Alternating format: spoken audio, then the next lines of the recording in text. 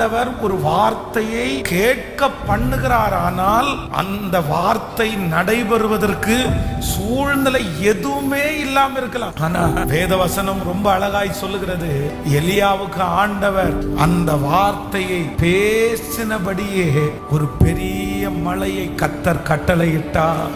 நான் நம்புறேன், கர்த்தருடைய வாயிலிருந்து புறப்பட்ட வார்த்தை உங்களுடைய காதுகளிலே தொனித்திருக்கிறது உண்மையானால், அந்த சத்தத்தை நீங்கள் கேட்டது உண்மையானால், அந்த வார்த்தை உங்களுக்காக கடந்து வருகிறதை நீங்கள் விசுவாசித்தது உண்மையானால், அது உங்களுடைய இருதயத்திலே சந்தோஷத்தை கொடுத்தது உண்மையானால், கண்டிப்பாக 7 நாட்கள் 7 வருடம் நீங்கள் காத்திருந்து கிடைக்காவிட்டாலும் கர்த்தருடைய வார்த்தை கண்டிப்பாக பொய் உரையவே உரையாது.